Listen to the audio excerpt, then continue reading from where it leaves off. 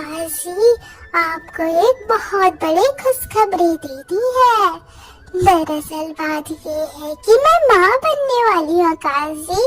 आज ही बुलबुल चिड़िया के पास मैं चेकअप के लिए गई थी। जब आप ऑफिस गए हुए थे, बुलबुल ने बताया कि कुछ ही दिनों में मैं अंडे देने वाली हूँ।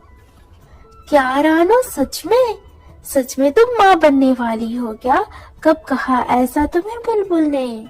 हाँ आकाश जी, सच में आज ही तो बताया मुझे बुलबुल ने। अभी तो मैंने कहा आपको कि आज ही गई थी मैं चेकअप के लिए। ऐसा लग रहा आप खुश वाले खुश नहीं, हैरान वाले खुश हो। ये क्या बोल रही हो रानो? मैं तो बहुत ज्यादा खुश हूँ। भला मुझसे ज्यादा कोई खुश होगा? तुमसे भी ज्यादा खुश हूँ मैं। ऐसे ही अब जंगल में रात हो गया था और इधर रानो सो चुकी थी, मगर आकाश चिड़ा सोया ना था। वो तो सोच में डूबा था। अब क्या किया जाए, मुझे तो बिल्कुल समझ नहीं आ रहा। रानो को तो मैंने झूठ बोल दिया, मगर मैं तो बिल्कुल खुश नहीं। अब इस राज का पर्दाफाश मुझे करना ही होगा। कल मुझे वहां जाना ही होगा कैसे भी। ऐसे आकाश कहीं जाने की बात करता है। अगले दिन सुबह सुबह ही रानो को बहाने से कुछ कहकर वो निकल पड़ता है दूसरे जंगल, जहाँ उसने अपनी दूसरी पत्नी को रखा था। वहाँ उससे वो मिलने जाता है। रानो को इसकी बिल्कुल खबर ना थी कि आकाश पीठ पीछे से ऐसा कर रहा है। जैसे ही आकाश पहुंच जाता है अपनी दूसरी पत्नी चंपा के यहाँ, वो सारी बात बताता है और कहता है, तो चंपा, यही सब बात है। मेरी पहली पत्नी रानो वो माँ बनने वाली है। उसने ये खबर मुझे कल ही दी। मैं क्या करूँ, मुझे समझ नहीं आ रहा। रात भर मैंने खूब सोचा इस बारे में। आकाश जी, एक बात कहूँ आपको, रानो का तो ठीक है, मगर सच ये भी सुन लो कि मैं भी माँ बनने वाली हूँ। 2 दिन से आप आए नहीं यहाँ, इसलिए खबर मैं आपको दे नहीं पाई। अब बताओ क्या करोगे आप, मुझे चुनोगे या रानो को चुनोगे? ये सुनकर आकाश हैरान हो गया था। वो तो सोच में डूब गया, कुछ कह ही नहीं रहा था। इधर चंपा बोले जा रही थी, बोलो आकाश जी बोलो, मैंने तो सोच लिया है।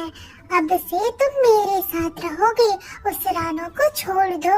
उस रानो के रहते हुए भी तुमने मुझसे दूसरी शादी की ना, इसका मतलब तुम्हें रानो से प्यार ना था, तुम्हें मुझसे प्यार है। तुम रानो को छोड़ मेरे साथ रहने आ जाओ। नहीं नहीं चंपा, तुम्हें गलत फहमी है। ऐसा कुछ नहीं कि मैं रानो से प्यार नहीं करता। मेरी एक गलती हो तुम, इसकी सजा तो अब मैं भुगतने वाला हूँ लग रहा। मेरा फैसला ये है कि मैं तुम्हें छोड़ूंगा और रानो के साथ रहूंगा। ये सब बातें मुझे ना कहना आकाश जी, जो कह रहे हो ना सोच समझ लो। मुझे छोड़ने की बात करी तो मैं पुलिस पक्षी के पास जाऊंगी, इसलिए ये सब ड्रामे ना करो तो ही अच्छा है, वरना सबकी बेइज्जती हो जाएगी, खासकर आपका, पूरे जंगल में। चंपा ऐसे ना कहो तुम तो सब जानती हो ना, फिर नाटक कैसे करने लगी। अच्छा अभी रुको, कोई फैसला नहीं लेना मुझे कुछ दिनों का टाइम दो। मैं वापस आऊंगा और तुम्हें अपना फैसला सुनाऊंगा।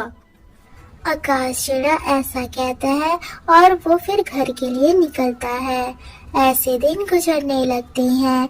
कुछ दिन बीतने के बाद रानो को एक फूल सी बेटी गुड़िया हुई थी। रानो बहुत खुश थी। आकाश वहीं मौजूद था। अपनी बेटी गुड़िया को देख वो बहुत खुश लग रहा था।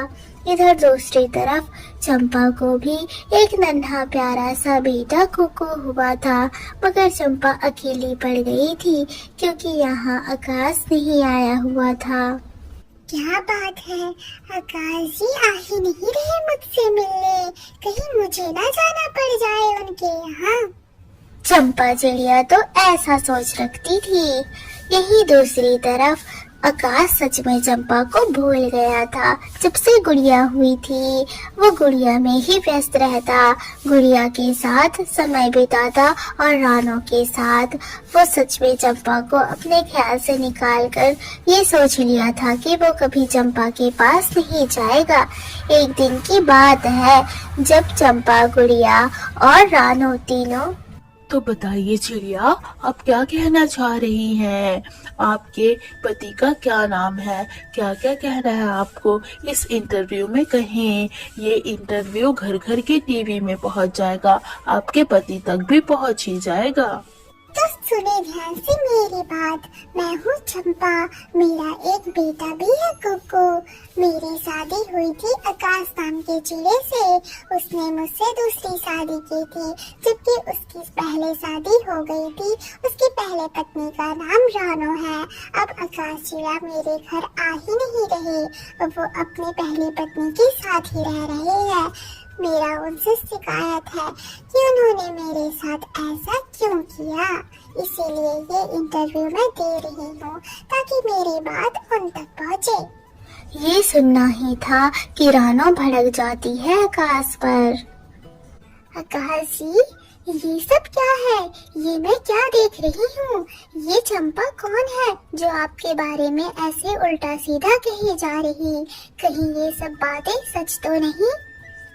दरअसल रानो, ये चंपा चिड़िया जो कह रही है ना, ये सारी बातें सच है। रानो, रानो प्लीज मुझे माफ कर दो, मुझसे गलती हो गई। मगर मुझे अब एहसास है अपनी गलती का। मैं तुम्हें और गुड़िया को छोड़ कहीं नहीं जाना चाहता। आकाश जी, आप पीठ पीछे से ऐसा करेंगे मैंने सोचा ना था। अब मैं क्या करूं? मैं तो बर्बाद हो गई, मैं तो कहीं की नहीं रही। ऐसे आकाश और रानो के बीच भयंकर लड़ाई हो जाती है। जंगल में रात हो गया, जहाँ आकाश अपनी बेटी गुड़िया के साथ सो गया था, मगर इधर रानो टेंशन में थी। अगले दिन सुबह सुबह रानो निकल पड़ती है। वो चंपा से मिलने जाती है। कुछ देर में वो चंपा के घर पहुंच जाती है। सुनो चंपा, मैंने कल तुम्हारी इंटरव्यू देखी। मैं हूँ रानो, तुम्हारे पति आकाश की पहली पत्नी। मैं जानती हूँ आकाश जी ने आपके साथ बहुत गलत किया, मगर अब मेरी एक नन्ही सी बेटी है गुड़िया। उसे मुझे और मेरे पति आकाश दोनों की जरूरत है। इसलिए मैं तुम्हारे पास ये कहने आई हूँ कि इस बैग में पूरे 5 लाख रुपए हैं। ये पैसे लो और यहाँ से चली जाओ, मेरे परिवार को छोड़ दो। चंपा तो थी ही लालची, वो तुरंत पैसे लेने को हाँ कह देती है, मगर कुकू को अपने साथ नहीं रखना चाहती थी। ठीक है, तुम जब इतना गिड़गिड़ा रही हो तो रख लूंगी ये पैसे मैं। मगर सुनो मेरी बात, मेरा एक बेटा है कुकू, उसके पिता आकाश चिड़े हैं। मैं उनके साथ नहीं रहूंगी वो तो सही है, मगर उस बेटी का क्या करूं? अपने साथ लेकर घूमूंगी तो सब सवाल करेंगे कि कहाँ है उसके पिता। इसलिए मैं चाहती हूँ कि मेरे बेटे को तुम ले जाओ अपने साथ, क्योंकि ये 5 लाख रुपए लेकर मैं यहाँ से उड़ जाने वाली हूँ, अपने बेटे को यहीं इस घर में अकेला छोड़कर। चंपा ऐसा कहकर चली भी जाती है। रानो काफी दयालु थी, वो कुकू को अपना लेती है और अपने साथ लेकर घर जाती है। इस तरह रानो अपने परिवार को बचा लेती है टूटने बिखरने से।